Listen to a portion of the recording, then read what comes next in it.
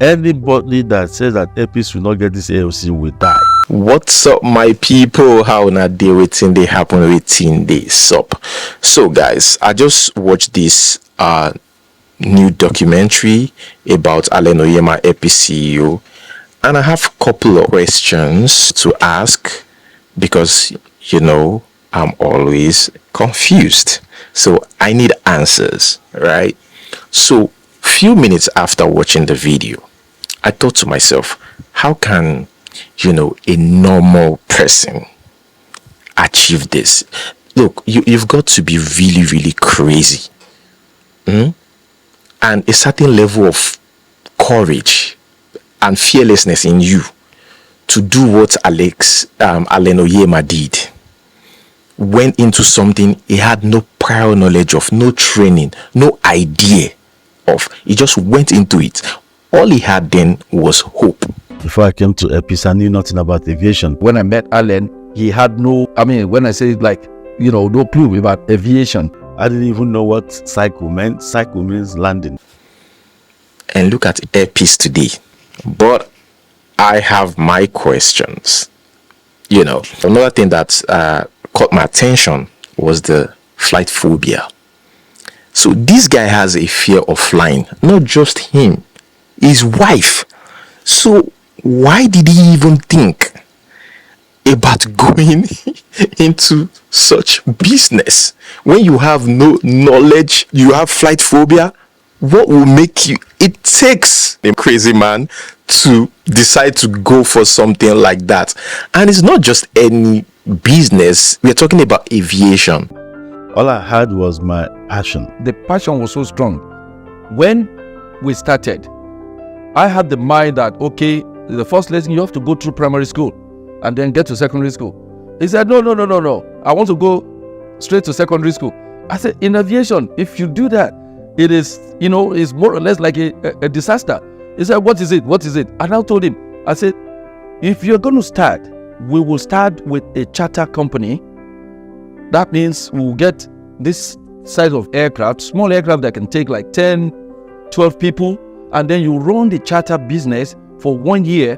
I will be there with you. He said, charter? I said, and then your overhead will be low. You only get like maybe to employ 4 pilots or, at least 2 pilots to 1 aircraft, and then maybe 1 or 2 cabin crew and blah, blah, blah. And then that's it. So you will be able to master the game. He said, no, with what you've told me, I think I know what to do. Now is, strong enough to employ over 4,000 staff. He's even got over 30 aircraft. And he said he has already paid for 33 more aircraft. That is over 60,000 aircraft owned by this man, right? Not lease, not like he bought the crew and work with another company to get those aircraft. He owns them. Yes, he got loans, but this man's got to be a billionaire before even going into this. Guys, like I said, I have a couple of observations. You see, I think no matter how big you are, no matter how strong you think you are, there's still some hurdles that you have to face. And watching that documentary just gave me something just light up in my head.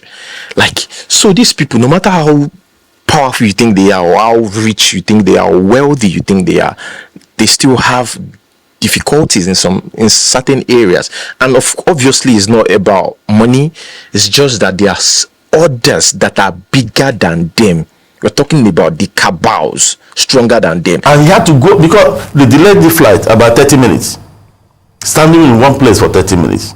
What kind of country is this? So when the DG who was on board contacted the captain to know what is happening, and I think he went into the cockpit and they called the people in tower, the airport control people. And the captain told the airport control that even the DG of NCA is on board this aircraft. And the guy said, and so what? If Dangote himself could tell you that there are the mafias in oil, they are even much more or stronger than the mafias in drug.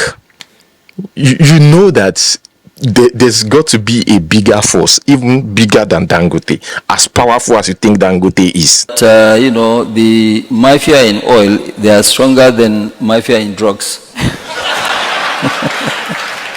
Just to repeat that, mafia and oil are stronger than the mafia and drugs. I can tell Is you that a fact? Yes, it's a fact. Did you know the mafia and oil existed before you got into this? I know that, yes, they existed, but not as strong as the way that I've faced them. I mean, they're very strong. So there's something that I noticed that's similar in Dangote's story and ONYEMA's story.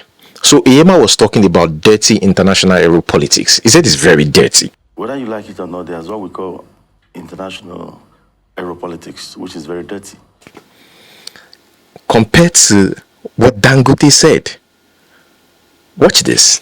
Is this a global mafia? Is it both? Is it local mafia? There's a local one, there's a global one, so it's all mixed up.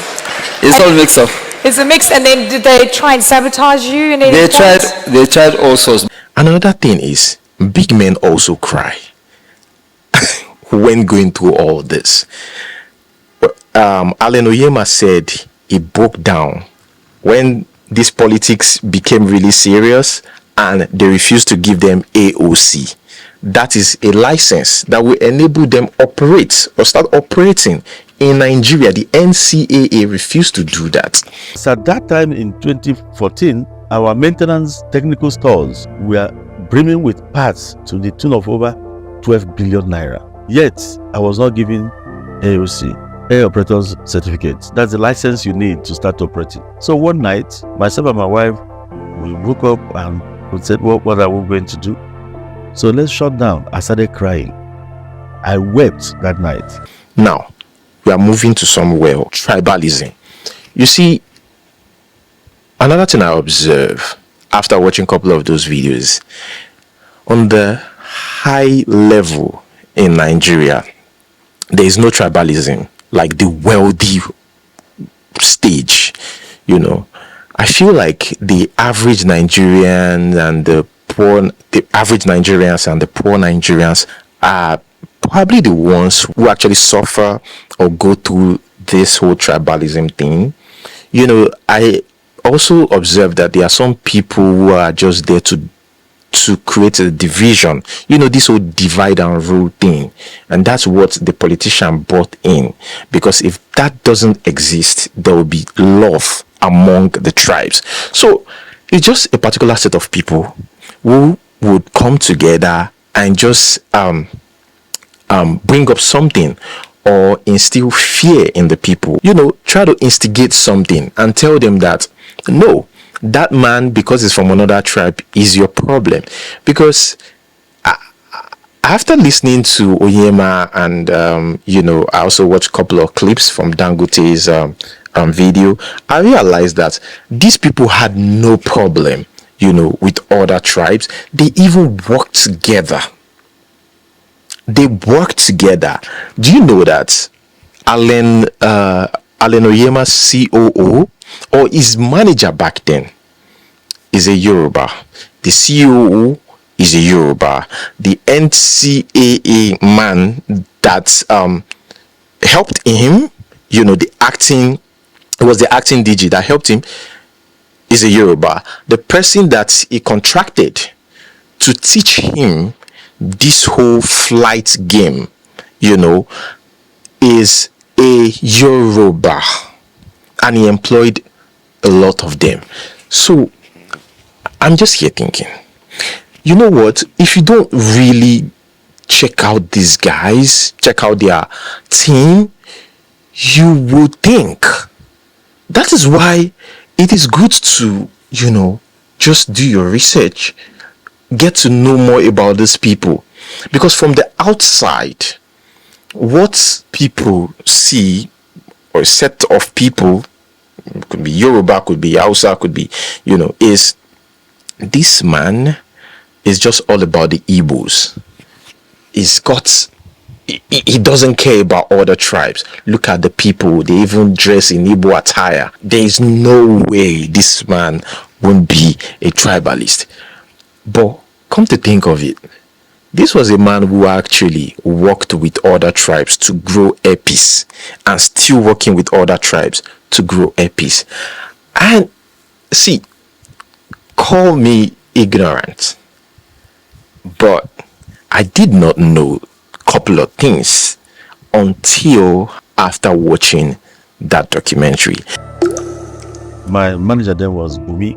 So I called her in the night around 2 a.m. I said, prepare, call all the staff, send mails to every staff to report at the office tomorrow in the morning that we'll be shutting down APs.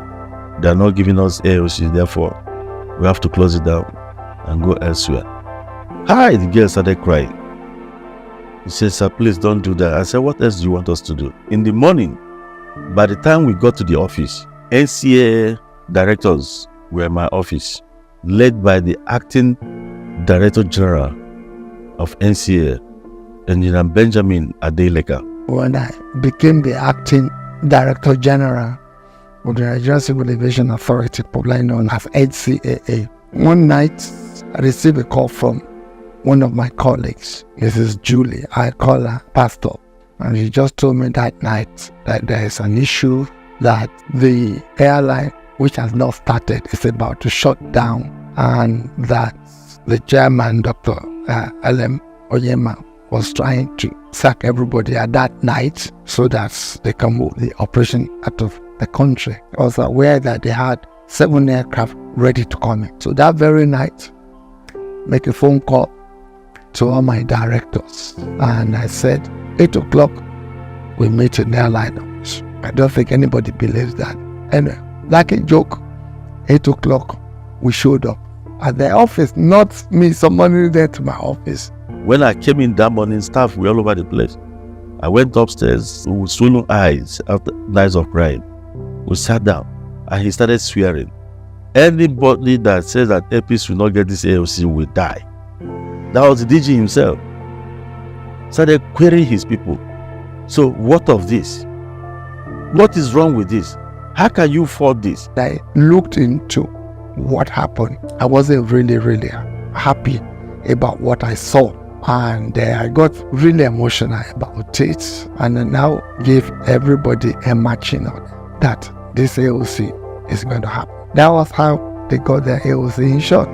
That was what made us together. Without Engineer Adeleka, there may not have been an APs today. I have other things to say about APs and traveling to London. Not me though. I'm just talking about the flight going to London. You know, they've got their TCO, I think. It is a license that EU, or is it the UK, gives to flight operators to allow them operate, you know, within their continent. The full meaning is Third Country Operator Authorization. But before we get to that, let me read some of these comments. You know what?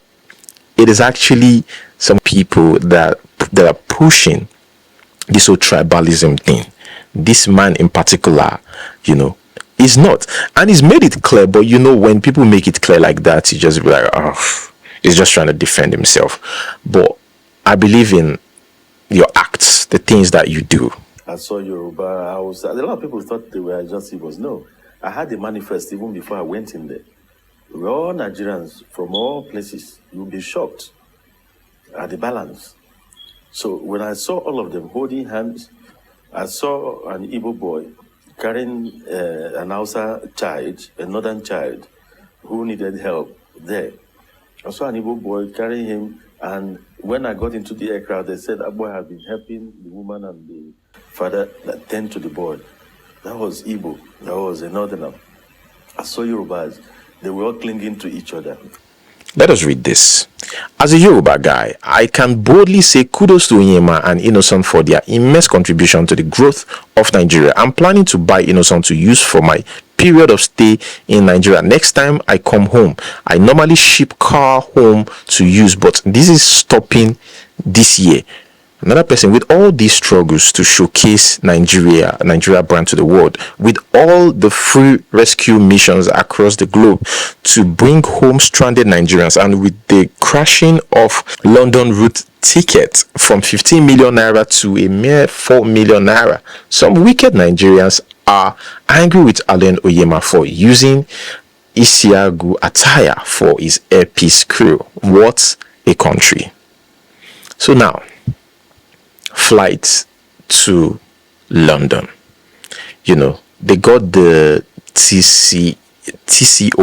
Even the aviation minister was present during the celebration. But, because I was so curious about what he could have went through, because check out this man's interviews. He's always talking about his challenges, what I'm going through, what I went through, what he put me through, right? So I later watched the interview about before they were able to get the TCO, and that was when he talked about the politics, how difficult it is for them, and even the international people. Dangote also talk about the international mafia, local mafia, even the international guys who are ready, to play politics and drag, airpiece, are already there, present, wanting him to fail.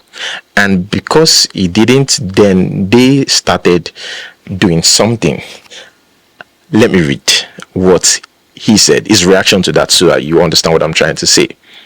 After, he reduced the price, because before they pay a lot to travel to back and forth to London, he made it affordable. He started, with that. But because they wanted to compete with him, they did the unthinkable. He said here, it's a very devilish conspiracy. All of a sudden, airlines are underpricing below the cost. It's not up to 1 month. An airline was advertising $100, another one $305, $350. Fill up the entire aircraft and carry people on the wings. It's not even enough to buy your fuel. So why are they doing that? Their government are supporting them because Nigeria has been a cash cow for everybody. Their government are supporting them to do this and take airpiece out. The idea is to take airpiece out, and the moment they succeed in taking airpiece out, Nigerians will pay 20 times over again. I invite other Nigerian airlines to join the fray. Let them come. Let all of us do international operations. Yes, international aeropolitics is very dirty, but somebody must pay the price. After I made it affordable, these people, they made it even lower than airpiece. This is something they did not do before airpiece. So he became frustrated. So what he's trying to say here is they tried to make all this thing so that they can kick airpiece out of business. At the time that happened, when he said that, before he got his AOC, he went through a lot. He started crying in the night and called his manager that, look, let's just close this business. It's not going to work. After going through everything, just the license, they refused to give him.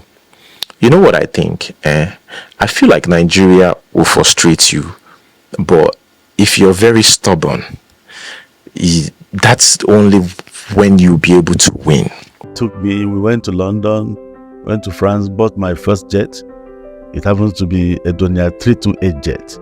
Then we went to Germany the same week and bought another Donia 328 jet from the factory itself. Donia is a German product. So from there, we went to the US to see Douglas Jaffe, an American billionaire who buys planes in hundreds and sells in hundreds, bought another Donia 328 jet. And we returned to London. And I told Bolaho, so that means these 3 jets could give 3,000 jobs. Bolaho said no. He said, who told you that? That was our first misunderstanding. We got talking. He said, okay, let's talk about this aircraft and blah, blah, blah. What would this do? So I now explained this. When I now told him what this would do, and then he said, no, let's go straight. I want to do a full-blown airline where I will be able to employ, thousands of people. I said, that will be a lot of load on you. and you're going to be, working with different characters of people, and pilots and engineers alone, managing them is a nightmare. I said, well, if you're ready to do it, no problem. So he said, I could see on his face, he wasn't happy. I was angry, and I said, this was not I told. He couldn't believe. He couldn't believe that I was that angry. I mean, I found the mood in my house in London. I was making food for both of us. We kept straight faces. I was very moody because that defeated what I was planning. He said, no, these are for private charters. I said, this is not what I want. This cannot create the jobs I'm looking for. He said, then you want to go into full-blown airline? I said, yes, that's what I want. He said, in that case, you might need the 737s, but this is a very risky business. It's not profitable at all. Handling is not profitable. I said, but you can create jobs. He said, yes, you create jobs, but you can go down easily. I said, but if it's well managed, I will not be able to go down. And I told him, I said, don't worry, relax, we'll go for it. He said, okay. Instead of coming back to Nigeria, we went back to the United States from London. And then we got this bigger aircraft. And then he became happy from that moment that we met the people that we bought the aircraft from in the US. And then at first we bought 4 of those airplanes. And then I saw that, yes, this man is ready for this journey. I just have to, buckle up and walk with him so that I would not kill his spirit. Now, about airpiece in Nigeria, the operations, based on reviews. I've never traveled using airpiece, and I'm planning to travel to Abuja. Airpiece is not even on my top 5 list, and you know why? Because of reviews. I mean, don't blame me. Most of the time, it's just like you want to buy a product. You go to Jumia, you go to Amazon, you want to buy a product. Of course, you will check reviews. There are stories of delays, change of time. Sometimes they even move it to the next day, and disappointment is something I don't like when it comes to flying. So I'm already thinking about it. Okay, a couple of months I might be going to Abuja, and I'm not even considering airpiece. I would love to travel, with airpiece. Not only the fact that it is, affordable, it is also to support something that I feel has really struggled, to be there, an indigenous flight that also has the capability, or they have the aircraft to take you overseas back and forth. Indigenous flights in Nigeria, not easy, right? And some of the stories that I've heard that, he spent a lot of money on these flights. He made sure he spent money on maintenance and all that. I'm thinking, if you spend money on maintenance and all that, spend money on this flight, why are these still people are still being disappointed within Nigeria? Now I noticed something, right? The people that travels, that use the flights from Lagos to London did not complain. Majority of them didn't complain. They were really happy about that. Only the flights within Nigeria, they complain about their services within Nigeria that is pretty bad. Like, you can't bank on them. What if you have an appointment, by 4, and these flights, you get there and they change the dates or the time, that, oh, we're sorry, but that they are English that you can barely hear, and they moved. What are you going to do? Such aircraft, if you ask me, I'll call it a crap. But after hearing about their operations between Nigeria and Gatwick, and also other African countries, that is nice. I even heard now that they serve pepper soup, African delicacies in the airplanes and stuff like that. Don't mind me, I like food, okay? I'm a foodie. So it made me give it a benefit of a doubt that, okay, maybe it is the same politics. Maybe it is this same frustration within Nigeria. Is it Airpeace fault? These are my questions. Do we blame Airpeace? And those ones that travel outside of Nigeria using Airpeace, I've never traveled with Airpeace. I would also like to know their experience using earpiece. Now, having said that, for somebody that spent even over 20 million, because he said he himself uses the earpiece to travel, himself and his family, you know, he spent over $20 million on maintenance, and you cannot tell me that, you know, there is no way you won't be able to fix that problem. I'm talking about their services within Nigeria. Just from Lagos to Abuja, it got bad that if you want to travel, they tell you using earpiece, man, just don't get your hopes up. So there's got to be a problem. They are pained with the wickedness in the system. Civil servants, the wickedness in the system is thinking. Your only carrier doing international operations in Nigeria would land and you keep us somewhere in the bush, disused side of the airport, and expect us to be busing passengers, bringing rickety buses to come and take international passengers to the new terminal where these foreign airlines rejected when they opened. It was airpiece because it's my country. First of all, they put us near Nako Shed, very far. Nobody is using that end. No aircraft, not even foreign or local, nothing there. That was where they told my pilot to park. Meanwhile, C-23 at the new terminal was open, where you can just park the aircraft and the Avio bridge will key in. And when my captain called, he said they reserved it for a foreign airline. I said, really? Yes. Quote me. At the expense of a Nigerian airline. Nigerian airline? Yes, they did it before. One of my captains, Captain Kalisto Sifai, disobeyed them.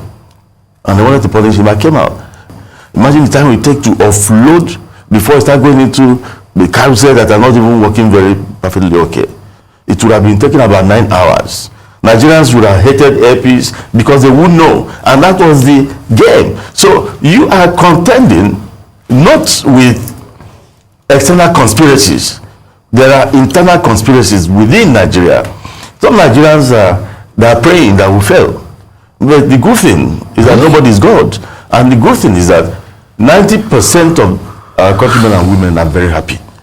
That's our consolation. But there are people out there, but they are in the minority, so negligible. I don't even bother about them because they cannot scratch a piece. Whatever they write or whatever they do cannot scratch this airline. But it happened yesterday. Anyways, after watching this documentary, I learned 3 things. You have to be willing to evolve and be ready to fight those who are trying to hold you back. While you're fighting off these cabals, you also have to show the loving part of you, whether they like it or not, because this man grants interviews upon interviews to educate and to let Nigeria know that he is for them, and he's shown it as well. You know, that is one. Another thing that I learned is no matter how strong you are, you will cry. No matter how powerful or strong you are, there are people who will make you cry. What I'm trying to say is there are people who try to frustrate, who will frustrate you, literally. Number 3 is banks will only borrow you money if you have a lot to lose, in case anything happens. Anyways, guys, thank you so much for watching. Like, subscribe, catch you guys in the next one. Peace. Let me tell you this, I have flight phobia and my wife has flight phobia. When setting up Airpiece, I decided to take the issues of safety very, very serious. I went for the best maintenance organizations in the world. You have a snag on an airplane, and there's a book, we call it an MEL, and the MEL says, oh, the airplane is good to fly for another, let's say it's a category A, B, C, or thereabout, another 10 days. The airplane can fly, but in Airpiece, rather than wait for those 10 days, Airpeace is like, especially by chairman, I want this thing fixed. Tells the engineers, make sure everything is fixed before the expiry 10 days. Even though the books, Boeing, the manufacturers say, oh, you can use this for the next 10 days, you know. But he says it can be fixed. It should be fixed now. One day, we were in the management meeting. I got information that the maintenance planner, the person in charge of the ERJ planes, the ERJ 145, the 50-seater jets, made a mistake, didn't raise a particular work order, and covered it up. We interrogated him, who sent you to do this? He said nobody, that the thing it was minor, it's not something that affects safety. I said no. Tell me, have you done it on other aircraft? He said no, that if you had done it, I would have been discovered. Me as a lay person, the engineers were telling me that no, it was only that person because the system got it. I didn't believe.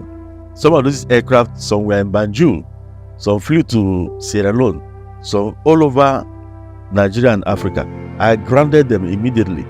It is not something I say out of it. They should contact our regulators. Is it true that this man grounded 8 planes in one day and sent them back to Europe, abroad, for all the planes to be opened up all over again? Make sure nothing happened. And that cost $20-something million.